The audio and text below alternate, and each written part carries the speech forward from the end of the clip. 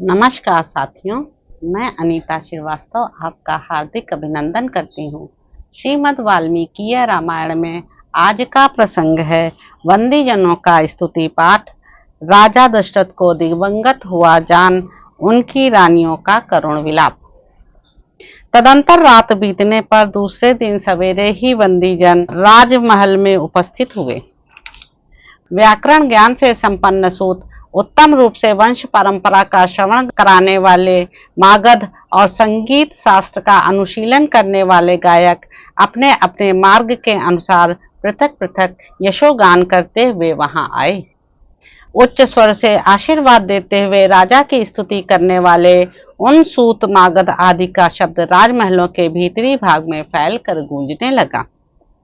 वे सूतगण स्तुति कर रहे थे, इतने में ही पाणी वादक वहां आए और राजाओं के बीते हुए अद्भुत कर्मों का बखान करते हुए ताल गति के अनुसार तालियां बजाने लगे। उस शब्द से वृक्षों की शाखाओं पर बैठे हुए तथा राजकुल में विचरने वाले पिंजड़े में बंद शुक आदि पक्षी जाग कर चहचहाने लगे। शुक आदि पक्षियों तथा ब्राह्मणों के मुख से निकले हुए पवित्र शब्द, वीणाओं के मधुर नाद तथा गाथाओं के आशीर्वाद युक्त गान से वह सारा भवन गूंज उठा। तदंतर सदाचारी तथा परिचर्या कुशल सेवक, जिनमें स्त्रियों और खोजों की संख्या अधिक थी, पहले की भांति उस दिन भी राजभवन में उपस्थित हुए। स्नान विधि के ज्ञाता भृत्यजन विधि पूर्वक सोने के घड़ों में चंदन मिश्रित जल लेकर ठीक समय पर आए। पवित्र आचार विचार वाली स्त्रियां, जिनमें कुमारी कन्याओं की संख्या अधिक थी, मंगल के लिए स्पर्श करने योग्य गौ आदि, पीने योग्य गंगा जल आदि तथा अन्य उपकरण, दर्पण, आभूषण और वस्त्र आदि ले आईं।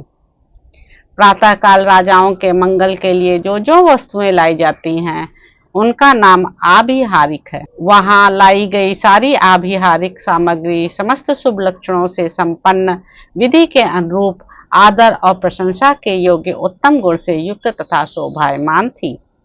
सूर्योदय होने तक राजा की सेवा के लिए उत्सुक हुआ सारा परिजन वर्ग वहां आकर खड़ा हो गया।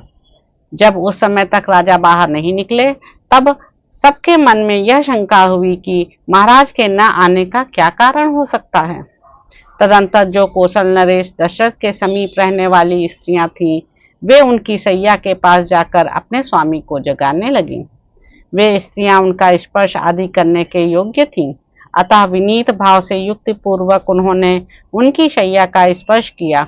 स्पर्श करके भी उनमें जीवन का कोई चिन्ह नहीं पा सकी। सोए हुए पुरुष की जैसी स्थिति होती है, उसको भी वे स्त्रियां अच्छी तरह समझती थीं। अतः उन्होंने हृदय एवं हाथ के मूल भाग में चलने वाली नाड़ियों की भी परीक्षा की, किंतु वहां भी कोई चेष्टा प्रतीत नहीं हुई। फिर तो वे कांप उठी।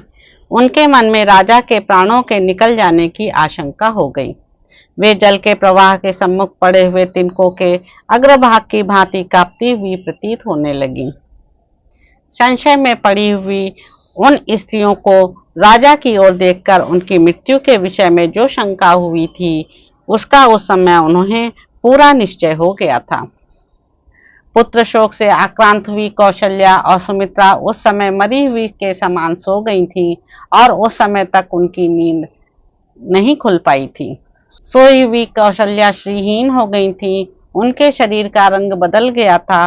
वे शोक से पराजित एवं पीड़ित हो अंधकार से आच्छादित हुई तारिका के समान शोभा नहीं पा रही थी। राजा के पास कौशल्या थी और कौशल्या के समीप देवी सुमित्रा थी। दोनों ही निद्रामग्न हो जाने के कारण शोभाहीन प्रतीत होती थी। उन दोनों के मुख पर शोक के आंसू फैले हुए थे। उस समय उन दोनों देवियों को निद्रामग्न देख अंतःपुर की अन्य स्त्रियों ने यही समझा कि सोते अवस्था में ही महाराज के प्राण निकल गए हैं। फिर तो जैसे जंगल में युद्धपति गजराज के अपने वास स्थान से अन्यत्र चले जाने पर हथनियां करुण चीत्कार करने लगती हैं, उसी प्रकार वे अंतःपुर की सुंदरी रानियां अत्यंत दुखी हो उच्च स्वर से आर्तनाद करने लगी। उनके रोने की आवाज से कौशल्या और सुमित्रा की भी नींद टूट गई और वे दोनों सहसा जाग उठी। कौशल्या और सुमित्रा ने राजा को देखा, उनके शरीर का स्पर्श किया और हा नाथ की पुकार मचाती हुई वे दोनों रानियां पृथ्वी पर गिर पड़ी। कौशल राजकुमारी कौशल्या धरती पर लौटने और छटपटाने लगी। उनका धूल धूसरित शरीर शोभाहीन दिखाई देने लगा, मानो आकाश से टूटकर गिरी हुई कोई तारा धूल में लौट रही हो। राजा दशरथ के शरीर की उष्णता शांत हो गई थी। इस प्रकार उनका जीवन शांत हो जाने पर भूमि पर अचेत पड़ी हुई कौशल्या को अंतःपुर की उन सारी स्त्रियों ने मरी हुई नागिन के समान देखा। तदंतर पीछे आई हुई महाराज की कैकेयी आदि सारी रानियां शोक से संतप्त होकर रोने लगीं और अचेत होकर गिर पड़ी। उन क्रंदन करती हुई रानियों ने वहां पहले से होने वाले प्रबल आर्तनाद को और भी बढ़ा दिया। उस बढ़े हुए आर्तनाद से वह सारा राजमहल पुनः बड़े जोर से गूंज उठा। काल धर्म को प्राप्त हुए राजा दशरथ का वह भवन डरे, घबराए और अत्यंत उत्सुक हुए मनुष्यों से भर गया। सब ओर रोने चिल्लाने का भयंकर शब्द होने लगा। वहां राजा के सभी बंधु बांधव शोक संताप से पीड़ित होकर जुट गए। वह सारा भवन तत्काल आनंद शून्य हो, दीन दुखी एवं व्याकुल दिखाई देने लगा।